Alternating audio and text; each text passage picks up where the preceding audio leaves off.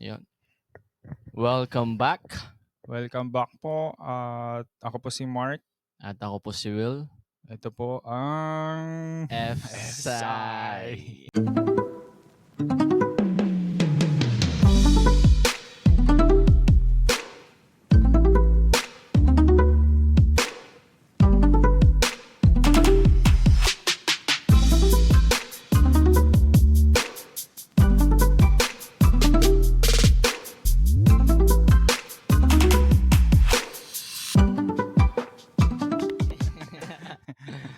Let's go. Ang amin pong tatalakayan ngayon ay ang short film na Feeling True. 2019 pa siya na movie. Na short Mga film. 3 years ago. Mm. Hindi. 2019 is 5 years na pala. 5 years na yun? Double check ko muna. Oh. Baka mamaya 5 years na. Tama. 2019. So 5 years. Ang title ng short film? Feeling True. Feeling True. Mga 18 to 19 minutes yung buong short film. Directed by? Directed by Doug Rowland.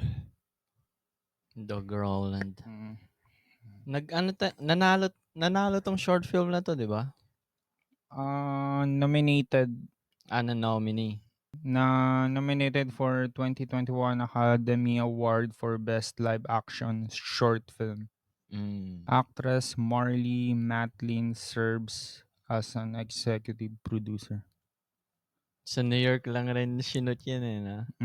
Pero marami din siyang mga napanalunan sa ibang awards. Film festival. Anong mga awards? May sinabi. Yung Dead Center Film Festival, Audience Award, Jury Award, Audience Award din. Sa Port Townsend Film Festival, Portland Film Festival, San Diego International Film Festival, Wisconsin Film Festival, Woods Hole Film Festival, Slam Dance Film Festival. Marami rin, no? Tsaka 93rd Academy Awards noong 2021. Nominated. So, may ibang nanalo nung time na yun. Pero ang dami ring napanalunan, no?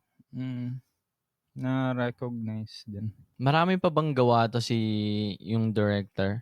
Bukod sa dito sa short film? Hindi ko pa na-check. Baka first niya to. Usually pag short film, first nila yun.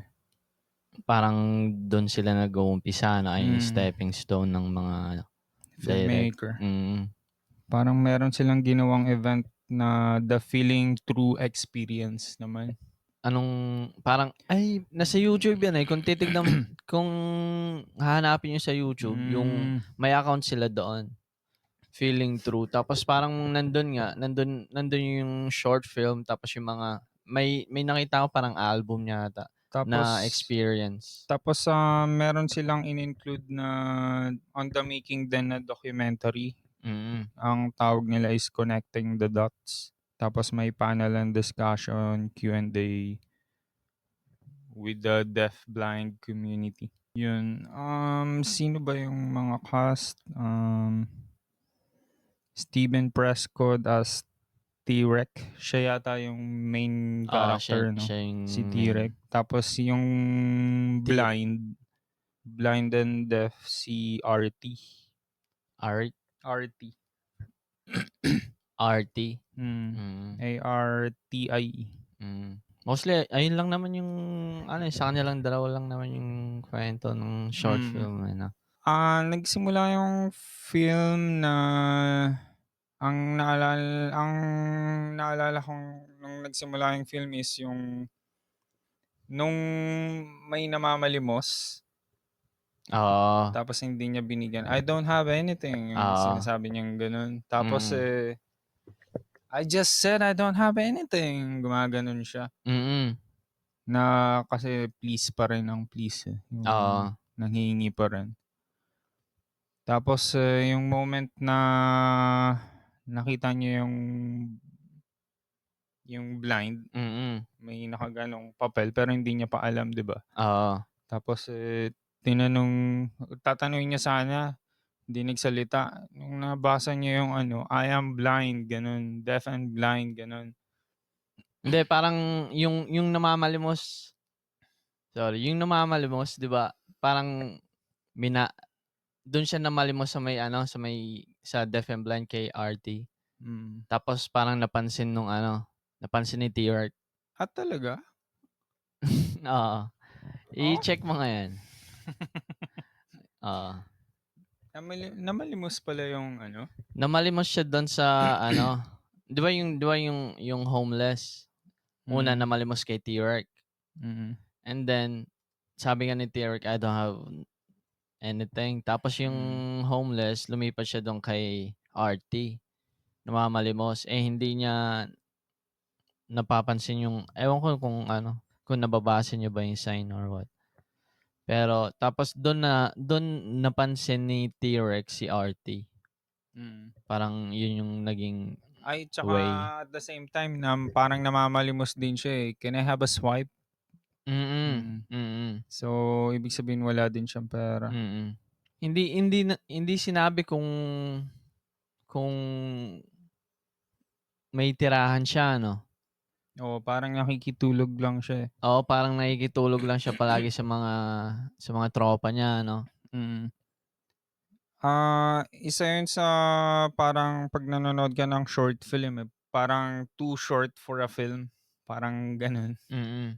Too short for a film ba? Oo. Kasi ang daming kasi kailangan i-compress or ang daming hindi na ikukwento or parang kulang lagi.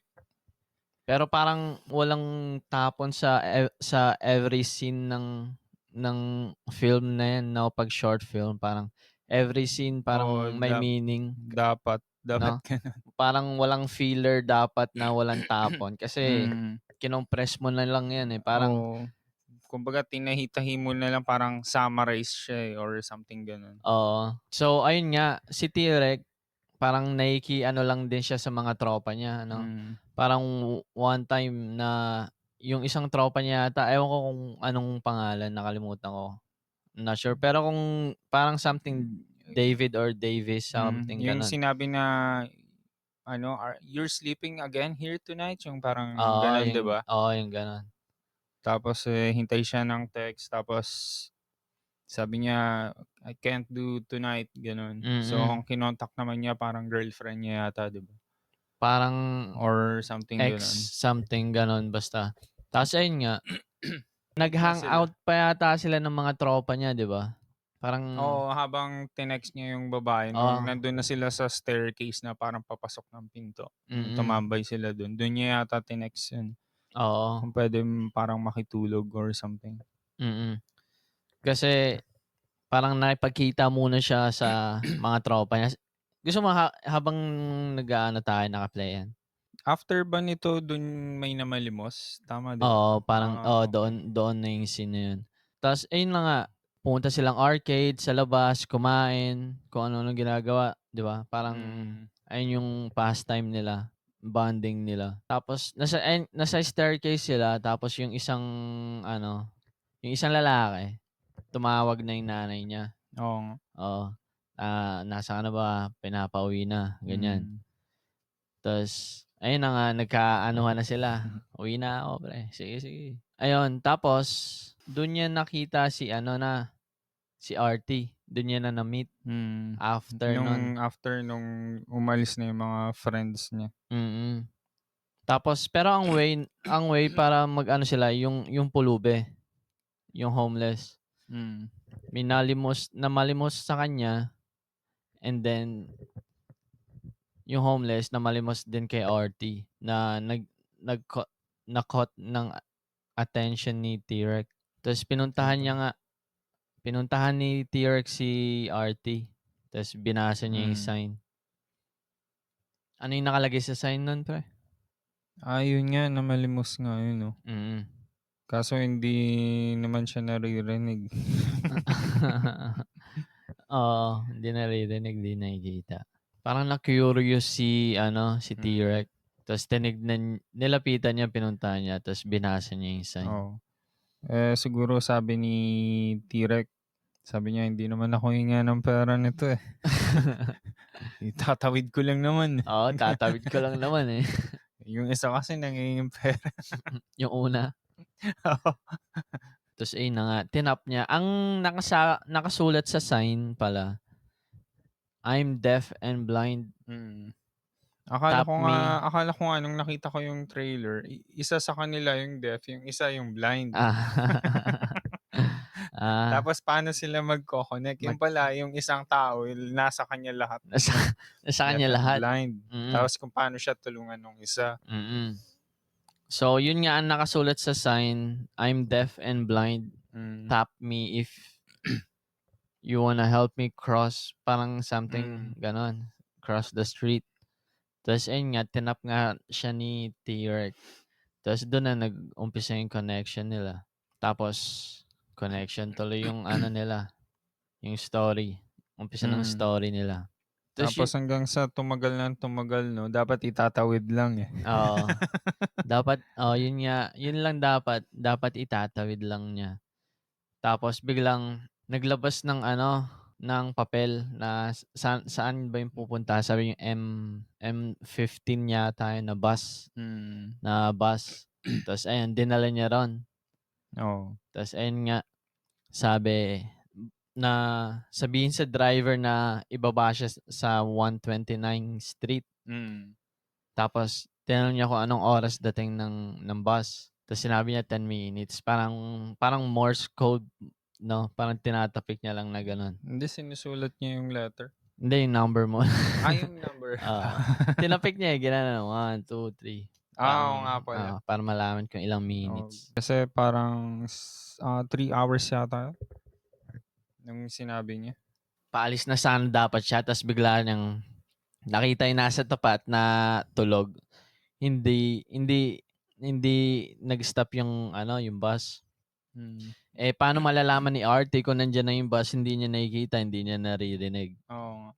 Hinawakan niya ulit, parang tinap niya na nandito ako sa tabi mo, parang ganun. Akala ko inano niya lang yung kamay para makaupo siya. Hindi, parang pinaalam niya na hindi ako umalis, nandito lang ako. Parang ganun.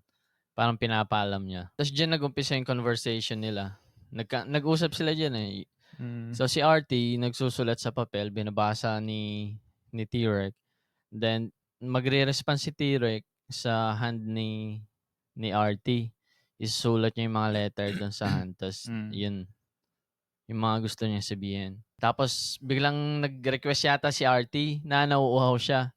Oo. Pwedeng bumili muna kasi nauuhaw na siya. Oo, nagtanong siya. Ang pagkakatanong niya, meron bang, is there bodega nearby? Oo nga. Bodega. Natawa ako nung pagkasabi yung bodega kasi ayun nga yung mga tawag dito sa New York. Oo nga, bodega. Sa mga deli, bodega, mga ganun. Nung ang sanay kasi akong tawag na deli eh. Tapos nung narinig ko yun sa kaibigan kong American, sabi niya bodega. Bodega ka? Yung mga ganun. Parang di ko na-gets. So, yun pala yung mga ibig sabihin. Or kasi yung isang pinunta akong Home Depot, may pusa doon na umiikot-ikot lang sa loob. Tapos sinayaan lang ng mga taga Home Depot. Tapos yun, bodega cat. Ganun yung tawag nila. Kasi karamihan sa mga bodega parang family business, family store. Pero Home Depot yun eh. Laking store nun eh. So ayun na nga, pumunta silang bodega, bumili sila ng drinks. Tapos nangupit siya ng $10. Nangupit siya $10, tapos sinabihan niya yung bantay, haven't you seen a blind and deaf guy before? Kinuha niya $10, Ang pinagtataka ko, bakit bumili sila ng drinks?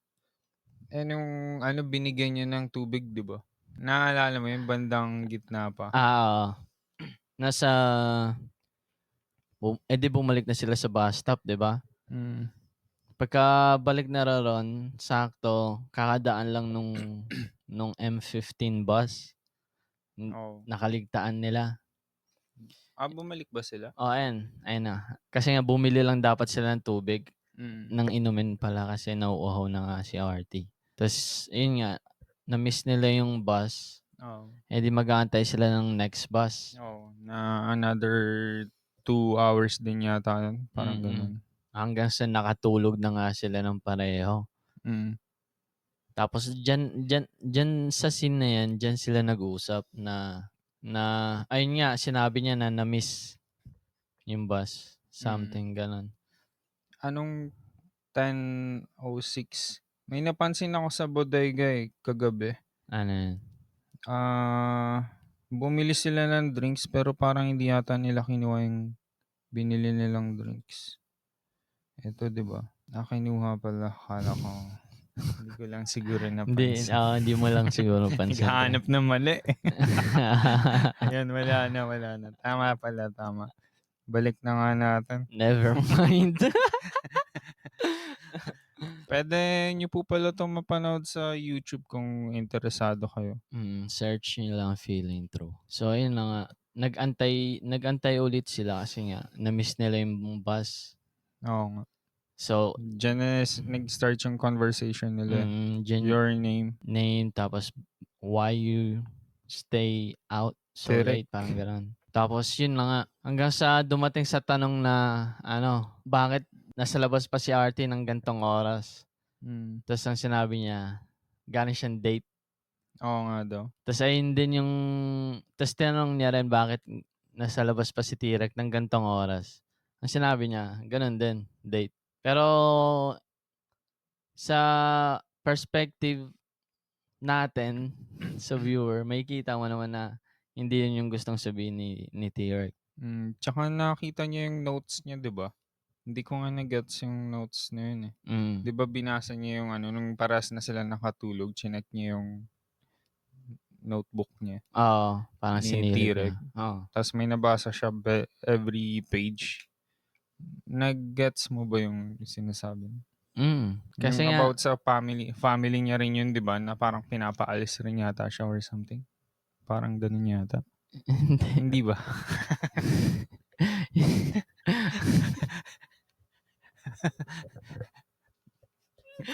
Naantok ka pa yata, pre. Inom mo na akong tubig. Sige, explain mo. Inom mo na akong tubig habang nakikita. Hindi, yun, di ba nga, sabi, di ba nagtanong kung bakit nasa labas pa ng gantong oras si RT, ganun, galing nga siyang date. Tapos nung pareho silang nakatulog, chinek ni T-Rex yung notes ni RT. Tapos binasa niya, may nabasa siya na na parang, you're here alone, close the door type shit. Kasi nga, may date siya na babae. Ayun yung nakasulat sa notes. Can I kiss you? Ganon, da. Ayun yun. Yung about sa date. After nung can I kiss you, parang wala nang sumunod, no? Wala na. Baka nag-kiss nga talaga sila. Ayun na, can I kiss you? About sa date niya yun. Tapos, yun na. Ibig sabihin parang galing na siya doon, tapos babalik lang siya ulit. Hindi, pauwi na si RT. Yung can I kiss you, yung message niya doon sa girlfriend niya, di ba? Sa ka-date niya. Ka-date niya si Terek? Naguluhan ako. Hindi, di ba nga, ulit ko pa nga to eh. Sabi ko, saan yung source nung yung which way is 96? Parang yun yung message sa kanya eh. Yung tanong sa kanya nung una, di ba? Yung sunod na page, wala naman yun kanina. Hindi, si RT yung nagsusulat doon sa papel, di ba? Oo nga. Siya yung nagtatanong, which way is 96? Kasi nga, doon yung date niya. Doon yung address ng ka-date niya. Tapos pupuntahan niya. Ayun yung nasa notes. Tapos next, parang close the door behind you type shit. Tapos, next kanino page. niya tinanong yun? Doon sa babae. Oh, yun nga. So, ibig sabihin, nag-meet na sila. Nung babae. Oo. Mm. Parang nangyari na yon yung date. Oo. Ayun nga, kasi nga tinanong ni Tirek, 'di ba, bakit gantong oras nasa labas pa si RT? Ayun nga yung sabi ni RT, galing siyang date. Galing date. Akala ko papuntang date pa lang siya Hindi, or something. galing date. Pauwi Ako na siya. confused. Pauwi na siya. Pauwi na siya. Galing date, pauwi na siya.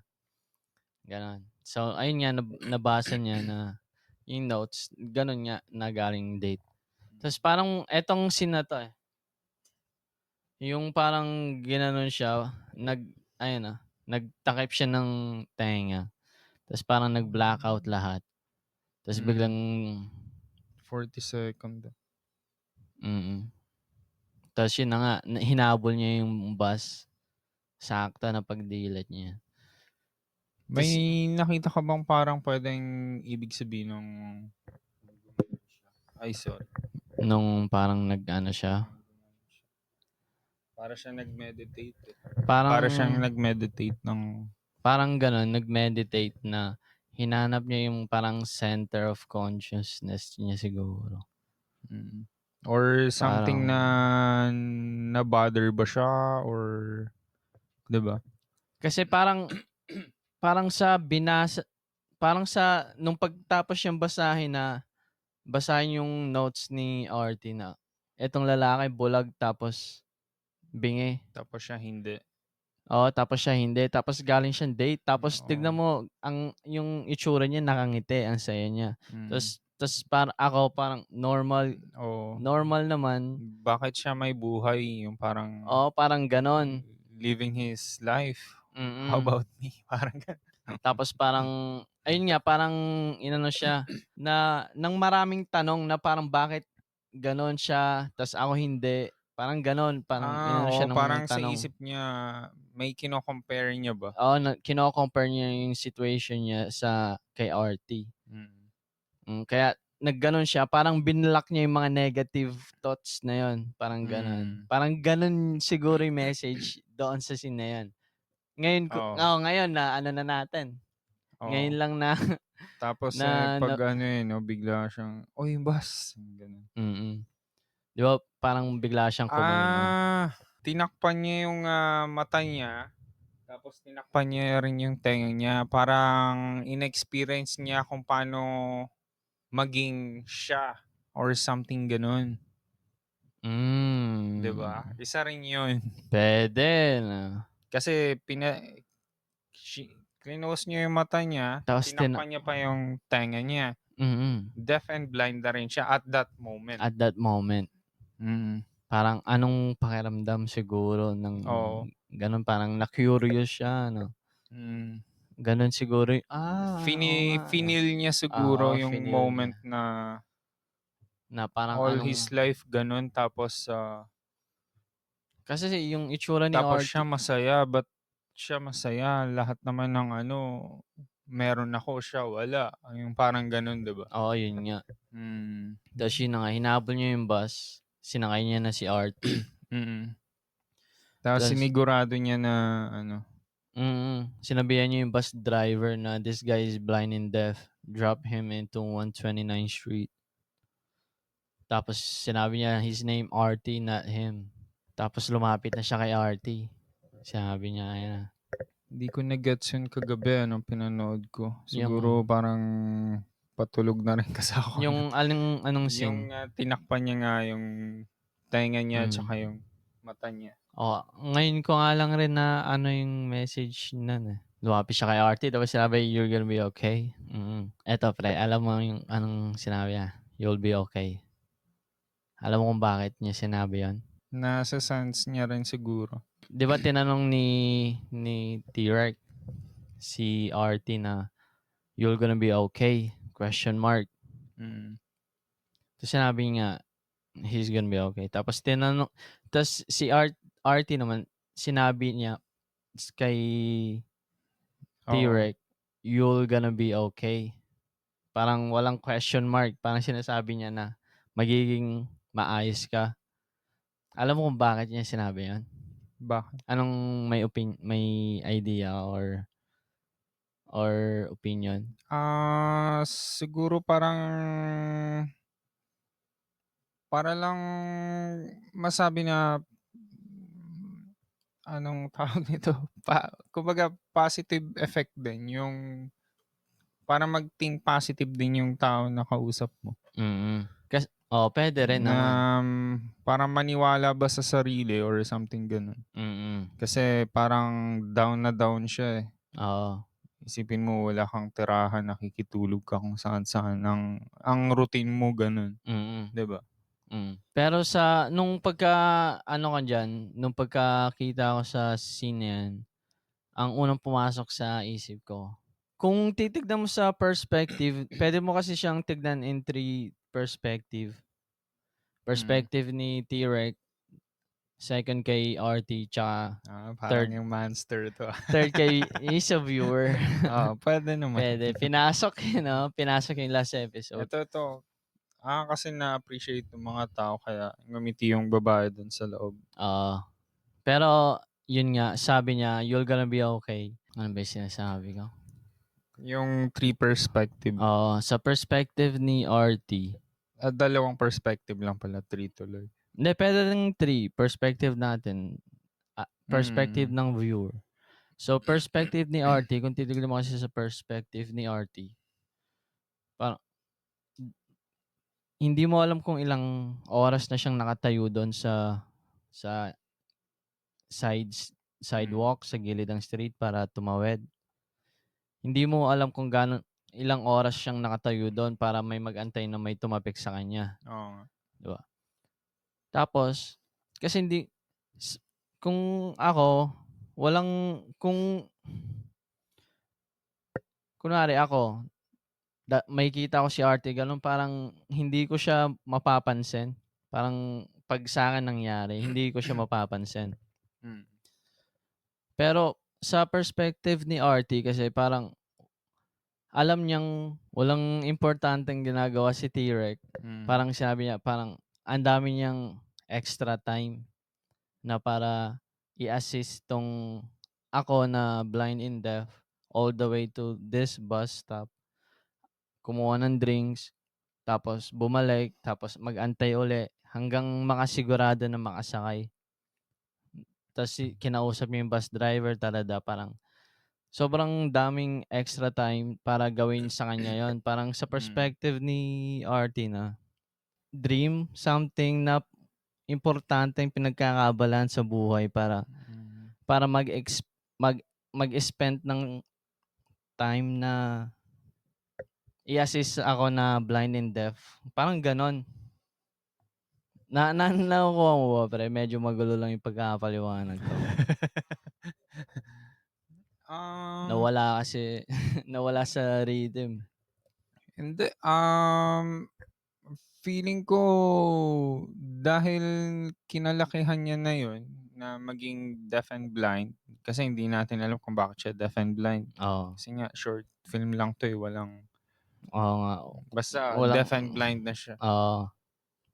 Pero at the same time, nakakapagsalita siya, eh, 'di ba? Nung tinatanong niya nung hinawakan niya yung kamay, "Yang!" Gumanon siya, 'di ba? Nagsabi siya ng yang. Kasi kumbaga alam na nila kung sino sila, eh. Alam na nila yung pagkatao nila na deaf and blind sila. So, wala naman silang magagawa dun, yun na talaga yun.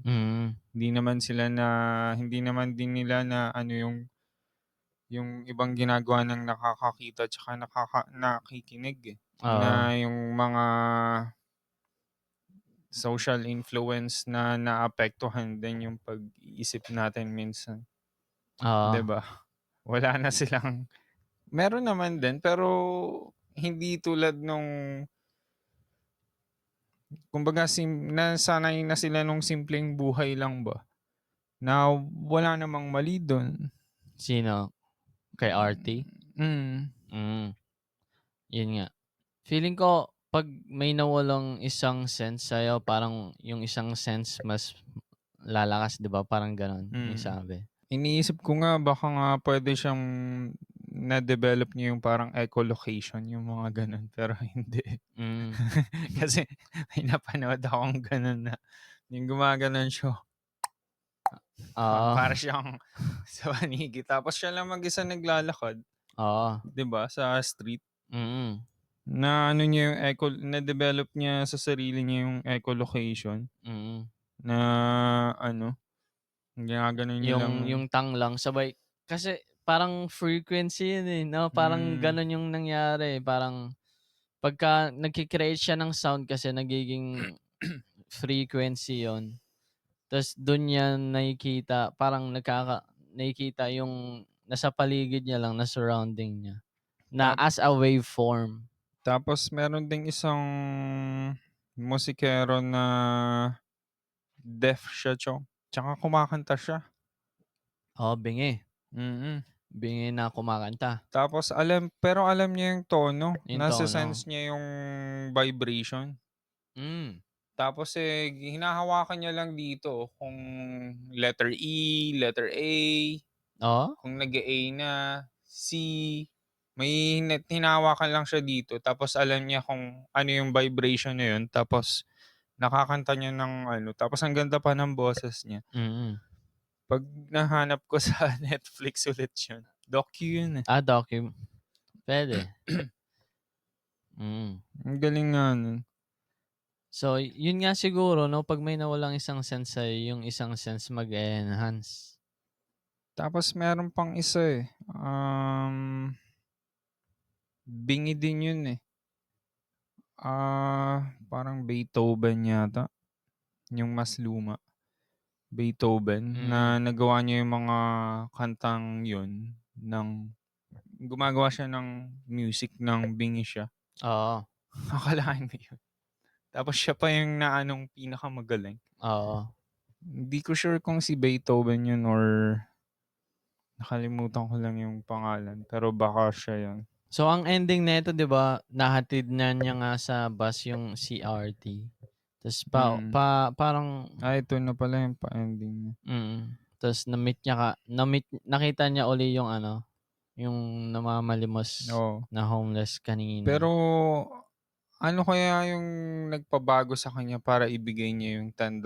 Nangangailangan din siya. Feeling ko mas lumawak yung view na parang, parang mas may nakita siyang ibang perspective. Yun nga, tulad ng sinabi mo, di ba ginaya niya kanina si RT. Parang pinakiramdaman niya kung anong pakiramdam ng bulag at bingi. Parang siguro na-curious siya doon. Tapos parang may nalaman siguro siya something sa ginawa niya or na-realize. Ayun siguro nagpabago sa after nun. Ano kaya yung na-realize niya? Hindi na sinabi sa mga mga ganyan. May sign bang pinakita? Siguro mga detailed na yun sa mga each frame. Iniisip ko kung anong scene eh. Ang scene lang na ano ko yung tinakpan niya yung mata tsaka yung tenga niya. Pinikit, hindi tinakpan. So baka yun yung sign na na-realize niya. Yun lang yung di ko na ano. O baka kasi too short for a short film. Baka lang ganun. Pero ayun na nga. Hindi sinabi yung dahilan pero binigay niya sa homeless kanina yung $10 na kinuha niya kay RT.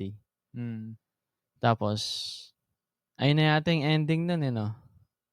Oo. Tapos aalis siya eh. Pero tinitingnan niya po. Ano opinion mo, pre? Kung i-rate mo siya ng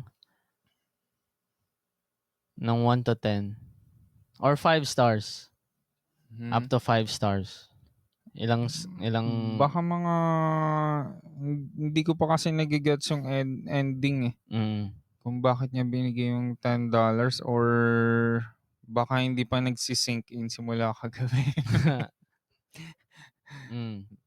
Parang wala namang ayun nga lang yung Hanggat hindi ko nagigets yun, siguro bibigay ko lang mga 7, 8, ganyan. Hindi, up to 5 stars nga. Hindi, Up to sige. 5 stars lang. Sige, 1 to 10 pala, 1 to 10. Yun nga, baka mga 7 or 8. 7, 8. 8. 8, malapit na sa 10 yan 7. Umatras bigla. Umatras bigla Hindi ko. 7. Kasi hinahanap ko yung sa storytelling niya eh.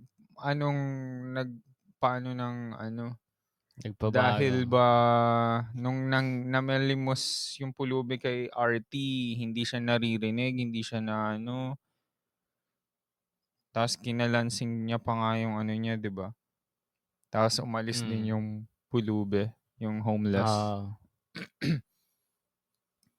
Hinahanap ko kung saan nagko-connect kung bakit niya binigyan. Or dahil siguro dahil naramdaman niya yung feeling ng pagtulong sa kapwa. Tapos kaya nung pagdating sa pulubi nung nakita, Pwede. Baka yun siguro. Tapos nung pagdating dun sa pulubi, binigyan niya na ng $10. Parang ang sarap sa paramdam ng tumulong, parang ganon. Pero matutulungan mo ang homeless talaga kung hindi sa pagbibigay mo ng cash dapat ang mabigyan mong tulong sa kanila kung paano sila makakuha ng trabaho, di ba? Kasi paulit-ulit lang yung mangyayari kung Kung cash. Yun. Makakatulong din yun, pero hindi yun enough din I mean, depende rin hindi magbabago ang buhay ng homeless kung, di ba? Hindi, yun nga. Naalala mo yung ewan ko anong episode. Pero siguro another problema na rin yun, hindi napasok siguro yun dito. Pero yun lang yung napansin ko sa ending. Baka may hindi lang ako nakita pa. Parang ganun naman din Hinahanap ko lang rin yung connection nilang tatlo. Kasi parang yung homeless kasi yung parang naging way para mag-meet si RT and si T-Rex. So parang siguro ay yung parang nakatadhana parang ganun ang dating. Tapos siguro may napulot na lessons or aral si T-Rex sa pangyayari sa kanilang dalawa ni RT. And nakita niya yung homeless, parang ayun yung sinabi niya, thank you.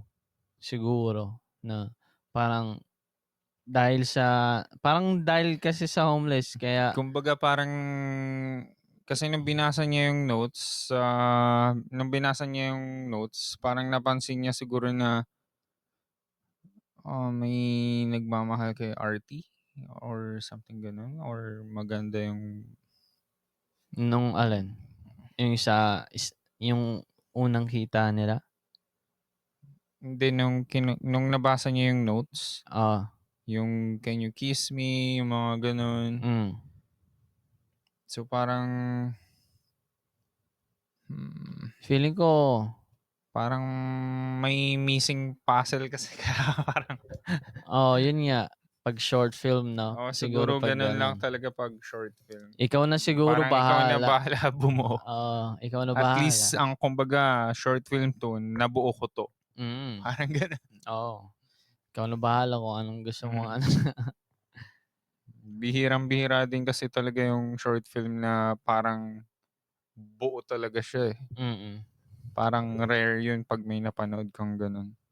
Parang after short film siguro gagawing movie, Doon ibe-base. May mga ganun na dedicated to ganito ganyan na minsan kilalang filmmaker, tapos gagawa sila ng film na parang relative doon or something.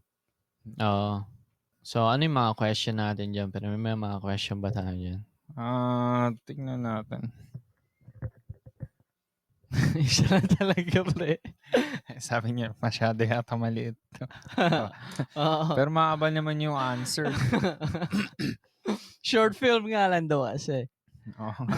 In Feeling True 2019, how does the film use its minimalist setting and real-time narrative to enhance the emotional impact of the story?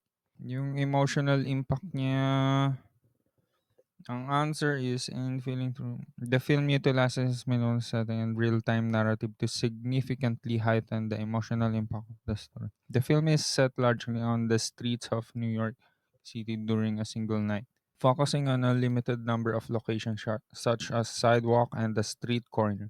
This simplicity in setting directs the audience attention to the characters and their interactions rather than to elaborate backdrops or multiple locations. Parang walang answer. Overall, the minimalist setting and real-time storytelling are effective in focusing on the core of the film's message. Parang sinasabi lang na ano. The importance of empathy. Yung pala. Yung parang awa. Human connections and the ability to overcome communication barriers. So, ang gustong sabihin ng film is pinapakita yung empathy, siguro, yun nga yung sabi. Yung human connection, tsaka language barrier. Kumbaga, parang gusto ring sabihin na hindi mo maintindihan yung tao kung hindi ka siguro makikipag-usap or kakausapin. Walang human connection ba? Hindi mo siya maintindihan kung ano. Feeling ko, kaya ginawa kung ano yung sitwasyon niya, yung ganun. Yun nga, parang feeling ko, kaya, yun, isa rin siguro sa reason to na kaya ginawa ni T-Rex yung pagpikit ng mata kanina and pagtakip ng tenga is para maramdaman ko anong pakiramdam na rin ni RT. To feel na kung paano maging siya or something ganun. Parang nilagay niya yung sarili niya sa shoes ni RT. Parang ganun. Parang anong mararamdam. Parang na-curious siya siguro. Parang anong mararamdaman ko, anong iisipin ko, paano ako. Parang kung siya yung ganun, ano yung mararamdaman niya. Kumbaga nilagay niya yung sarili niya sa sitwasyon na yun, sa shoes ni RT. Tapos tinanong niya yung sarili niya siguro na ano yung mararamdaman ko kung ganun ako, ano yung iisipin ko kung ganun ako, parang ano yung gagawin ko. Parang ganun. Ito nga yung sinabi, ito yung parang sagot doon sa yung tanong ko kanina.